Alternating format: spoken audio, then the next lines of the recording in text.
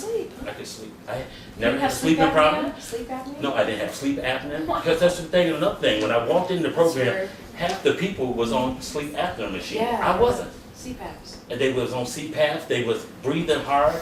I walked down, I'm telling you how cocky I was. When I walked down, I was the smallest guy there. I said, boy, there's some really fat people here. They looked at me and said, what did you say? I said, yeah, I'm the smallest person here. And one guy said, you don't need to do that. I said, yes, I do. I'm 438 pounds. He said, you don't look 430. I carried it all right here in my belly. It was all right here. That's where I carried my weight. I had chicken legs, and all my weight was right here. Yeah. And I couldn't believe I said that to him. I had to apologize to him. I'm sorry, you know? You know? But, you know, you don't think of those things. People are so unkind. I was the same way. I was so unkind to myself until I learned to change my life, how I wanted to change my life.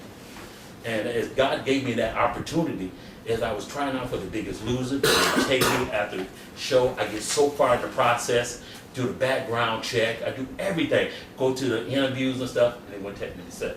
And one of the producers, I said, why wouldn't y'all never take me for The Biggest Loser? I lived right around the corner from The Biggest Loser ranch. I used to go out there and hike. That's why I lost some of my weight out on the ranch hiking. And he said, if you repeat this, I would deny it. You wasn't sick enough.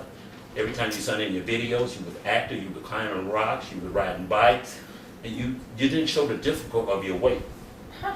I said, well, Brandon, all my shoes are pre-tied. I couldn't tie my shoe. I couldn't bend down. But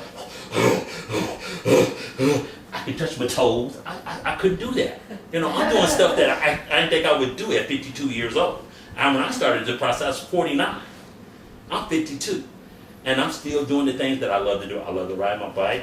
I love cardio, I love to run, I love to walk. I'm doing all these active stuff that I think I would never do. When I went on my honeymoon, I went zip lining for the first time. I was too heavy. I went horseback riding for the first time. Yeah, you know, I couldn't ride a horse.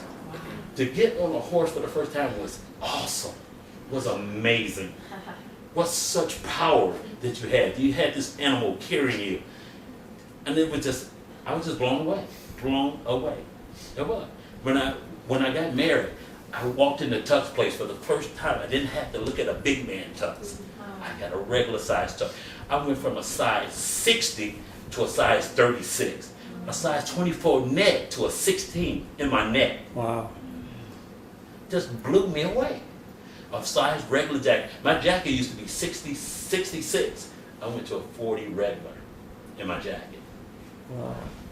For the first time, I remember I bought movies in Macy's and I was shopping with my fiance. She said, go try these pants on. Oh, I'm never going to fit in this. He said, quit being negative. Go try these pants on.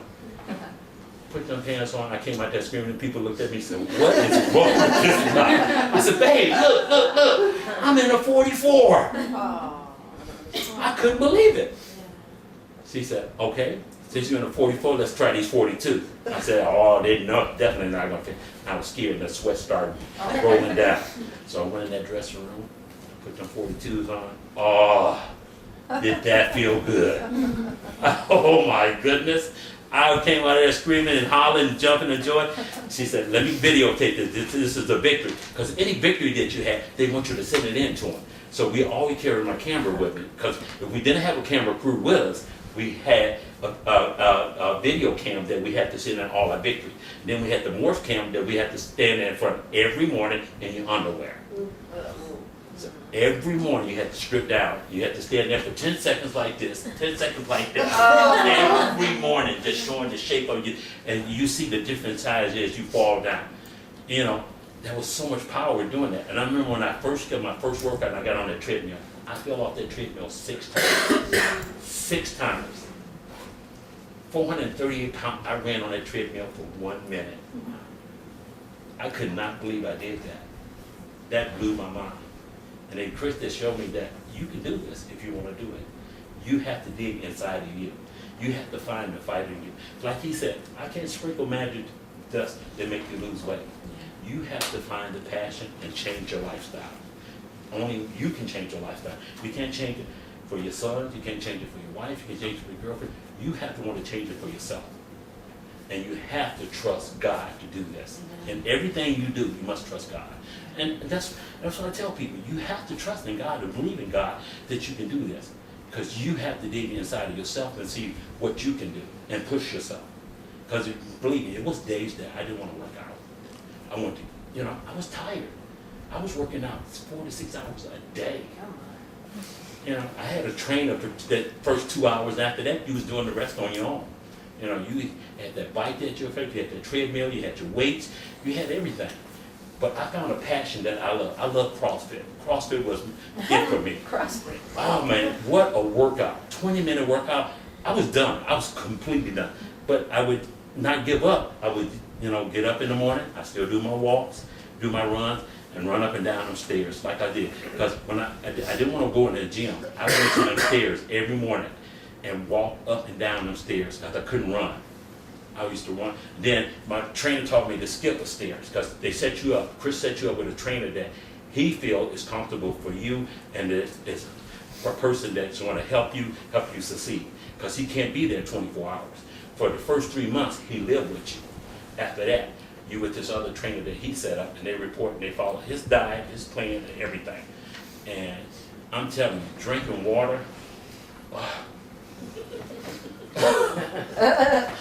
from drinking soda, it was the hardest thing to do. It was so hard. But I had to do it, to give up that soda. To give up soda, Mountain Dew, oh man, I was addicted to that stuff. Yeah, I was totally addicted to it. And just to give that up, it was the hardest thing. And sugar, oh my goodness, to give up sugar, it was hard. It was really hard. See, it's like a heroin addiction. It was. The first 3 months you're going. We can all relate. You literally was shaking. Sure. Really? Yeah. You were doing the shakes? Yeah, I had to shake.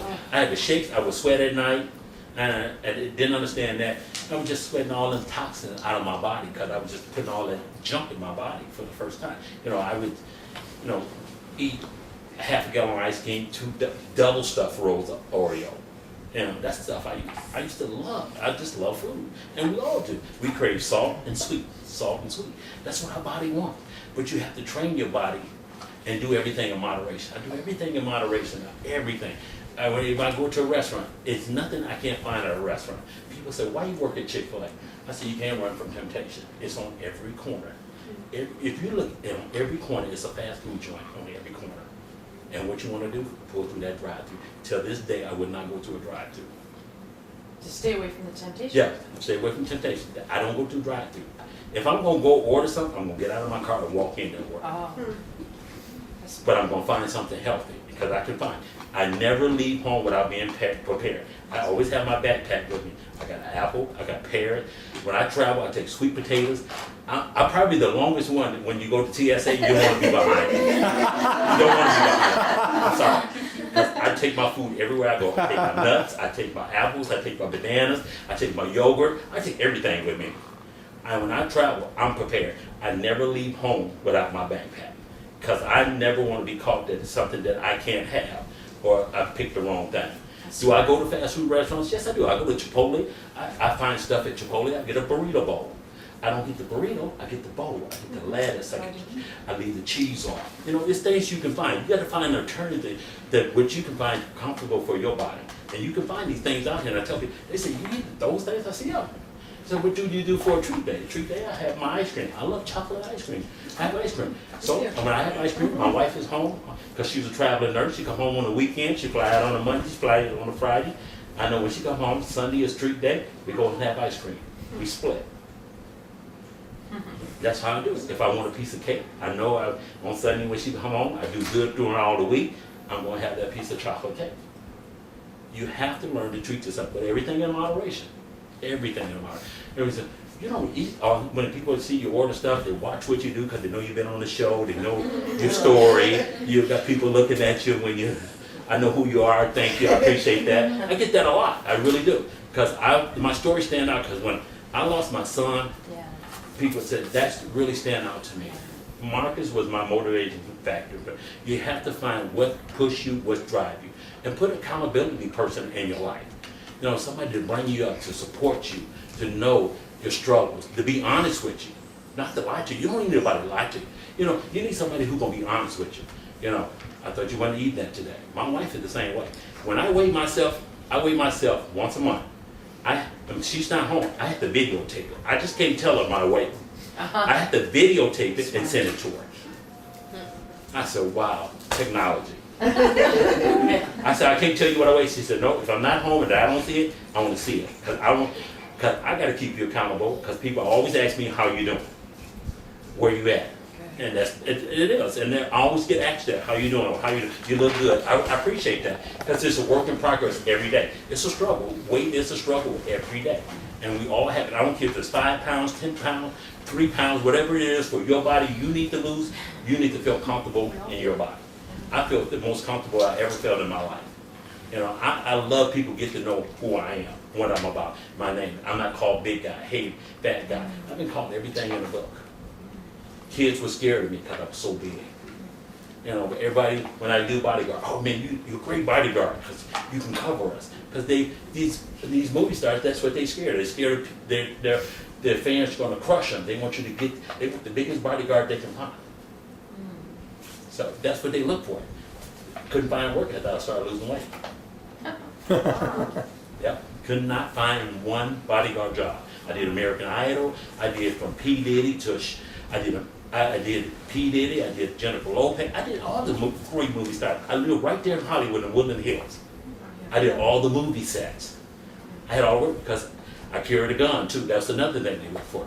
And I had work at my exposure. As soon as I started dropping weight, I lost my job.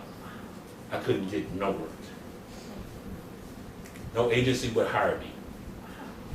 Yep, because I was too old. Yep. But when I was fat and heavy, they would hire me like crazy. I couldn't run. Now